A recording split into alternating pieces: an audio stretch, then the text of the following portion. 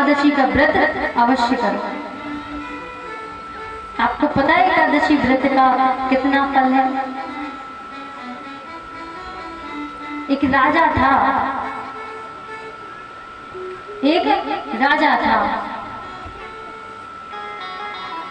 एक दिन अचानक उसकी मृत्यु हो गई।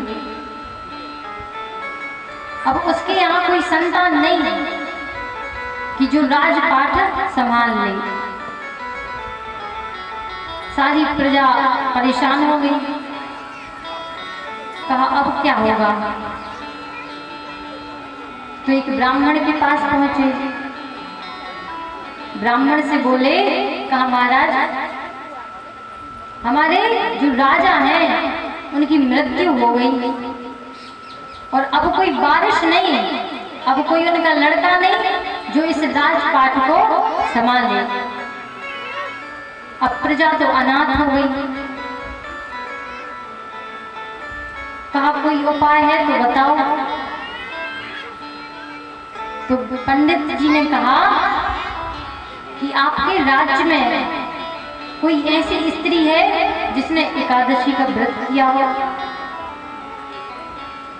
अब पूरे राज्य में सबके घर जाया। जब सबके घर गए तो महाराज पता चला कि किसी ने एकादशी का व्रत नहीं किया। जैसे यहाँ एक भैया ने हाथ खड़ा किया कि महाराज हमने व्रत किया है, वैसे ही एक बूढ़ी अम्मा थी, वो कहने लगी पंडित जी हमने व्रत किया है एकादशी का। कहा हम बचपन से एकादशी का व्रत करते आ रहे हैं। कहा तो हमें तुम्हारी एकादशी का पुण्य चाहिए। कितनी? 108 एकादशी। अब उसने तुम्हारा जो बचपन से ही व्रत किया था। पंडित जी ने पूजा करवाई और संकल्प दिया।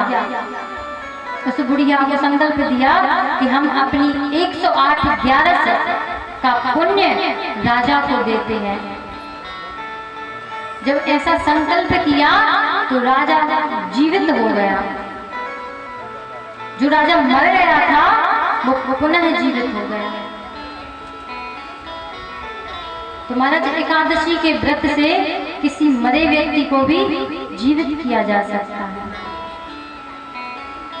और अब ऐसा मत करना मेरी मैया, एकादशी का व्रत तो आप करने लगो। हमारे कहने से एकादशी का व्रत तो आप बड़े प्रेम से करने लगो, लेकिन उस व्रत में क्या? अरे भगवान हमारे मोड़ा को ब्याह हो जाए, हे भगवान हमारे बहू के मोड़ा हो जाए। हमारी इच्छाएं कभी खत्म नहीं होती। और एकादशी के व्रत में कभी भगवान से कुछ मांगा ही नहीं जाता। एकादशी का व्रत आप रखो तो भगवान से क्या मांगना है? एकादशी के व्रत में प्रभु से सिर्फ इतनी प्रार्थना की जाती है कि प्रभु ये व्रत हमने अपने कल्याण के लिए, अपने उद्धार के लिए, अपने मोक्ष के लिए रखा है, तो इस व्रत में कभी कुछ मांगना नहीं है। ठीक है मेरी मैया? अब से कौन कौन व्रत करेगा? हाथ ऊपर करो कि बोलो राधे राधे। अच्छा एक बार की बात है, एक व्यक्ति, पढ़ा लिखा व्यक्ति दिल्ली से आया और इसी गांव में आया देवगढ़ में। जब देवगढ़ में आया तो देवगढ़ में एक भैया से पूछने लगा, कहा का जो देवगढ़ गांव है, तो गांव के जोड़ लोग थे, वो कहने लगे कि हाउ अब वो पढ़ो लिखो आदमी। कन्फ्यूज हो, समझ में नहीं आई कि अब जो देवगढ़ आए के गांव का नाम हावा है।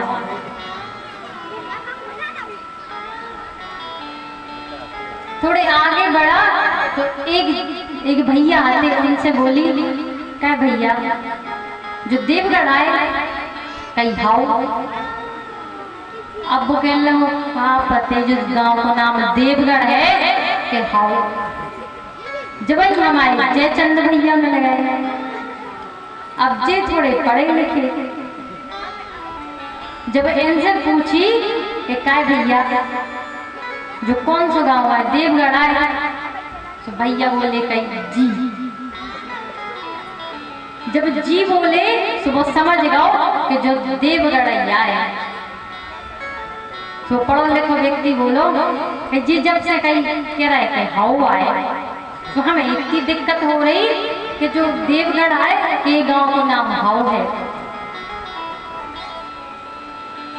तो जयचंद भैया बोले कहा जो अनपढ़ लोग होते हैं वो हाउ बोलते हैं।